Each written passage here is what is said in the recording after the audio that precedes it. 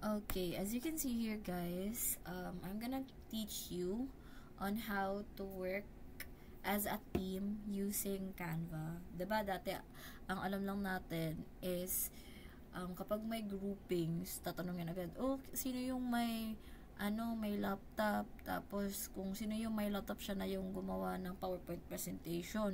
Hindi syempre, leader lang yung gagawa nun. So, to avoid that issue sa group work, para lahat gumagalaw and alam yung content ng PowerPoint presentation na gagawin, is Canva is the best tool for that one, because Canva is a collaborative tool wherein you can share a particular link of a design and then you can work on the same link or that design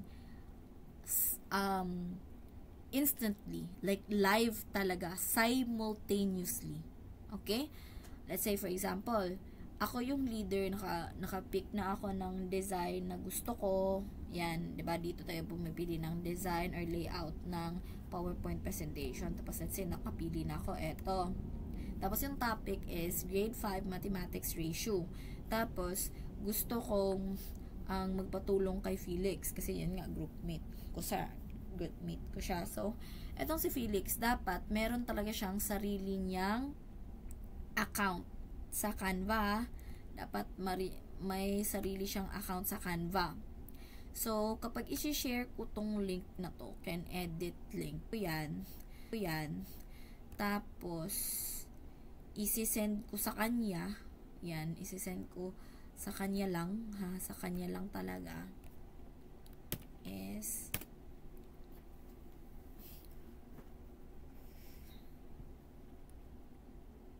here you go. Oh, nakikita ko 'di ba sa Felix Asunto joined, no? So makikita ko yan siya dito. So kapag may ginalaw siya, yan, nakikita ko siya here, oh, na yan yung ginagalaw niya as of the moment.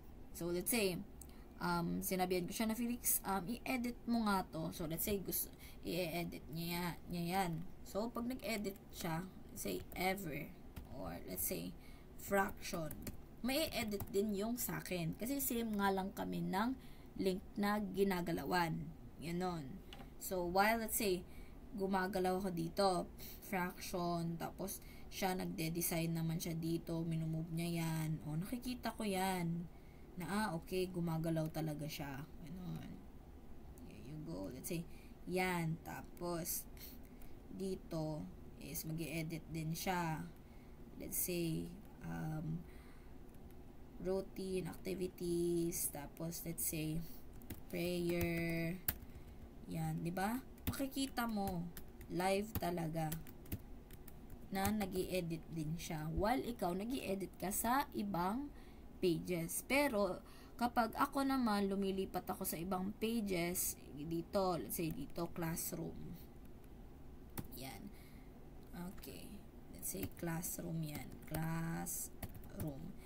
Hindi magagalaw yung screen ni Felix. Kung saan lang talaga siya nakatutok. Kasi sa page 2 siya, tapos ako nasa page 4. Sa page 2 lang talaga siya. Tapos makikita niya lang yung changes ko kapag nasa page 4 na siya. O, see? As you can see it here, ako yung nag-i-edit. Tignan nyo yung kay Felix. Here you go.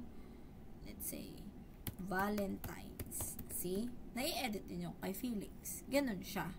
So, mas convenient to kaysa isa lang yung magdala ng PowerPoint or PowerPoint software sa ka-team nyo.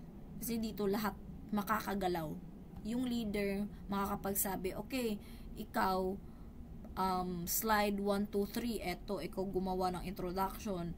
Ikaw naman, member number 3, ikaw sa slide 4, 5, 6. Ikaw naman sa methodology, lalo na sa research. Ganon. Ganon siya. Yan yung collaborative tool. That's why it's very, very helpful. Okay? And for the next video, I'm gonna show you kung paano mag-share ng template link naman. Template link. Ito. Template link. Yan. Kung anong mangyayari dyan. Okay?